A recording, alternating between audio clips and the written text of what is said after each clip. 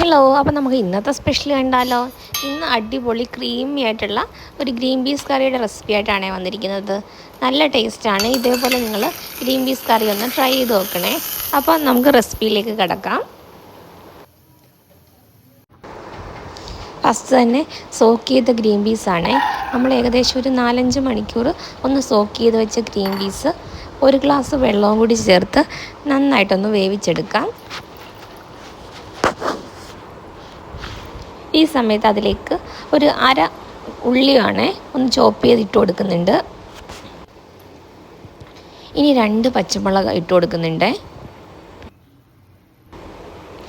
ഇനി അതിൻ്റെ അരപ്പിനായിട്ട് 1 കപ്പ് തേങ്ങ, അതിലേക്ക് ഒരു 3 അല്ലി വെളുത്തുള്ളി, 1/4 ടീസ്പൂൺ മഞ്ഞൾപ്പൊടി, 1/4 ടീസ്പൂൺ മല്ലിപ്പൊടി, ഒരു 1/4 ടീസ്പൂൺ തന്നെ നമ്മുടെ വലിയ ജീരകം, വലിയ പെരുംജീരകം എന്നൊക്കെ പറയും, അതൊന്ന് അരച്ച് ആ മിക്സ് നമുക്ക് ഈ ഗ്രീൻ പീസിൻ്റെ മിക്സിലേക്ക് ഒഴിച്ചു കൊടുക്കുക. എന്നിട്ട് നന്നായിട്ടൊന്ന് മിക്സ് ചെയ്തെടുക്കുക. ലോ ഫ്ലെയിമിൽ വീണ്ടും കുറച്ച് ഒരു 10-15 മിനിറ്റ് കൂടി ഒന്ന് കുക്ക് ചെയ്യുക.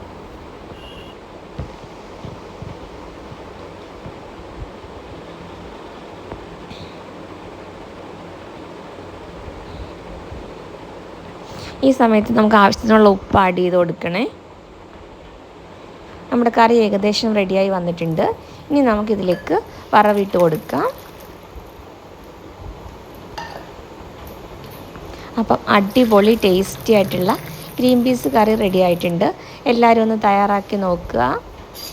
വീഡിയോ ഇഷ്ടപ്പെട്ട ചാനലൊന്ന് സബ്സ്ക്രൈബ് ചെയ്ത് സപ്പോർട്ട് ചെയ്യുക. ഇതേപോലെയുള്ള സിമ്പിളായിട്ടുള്ള റെസിപ്പീസും വീഡിയോസും ഒക്കെ ആയിട്ട് ഇനിയും കാണാം കേട്ടോ.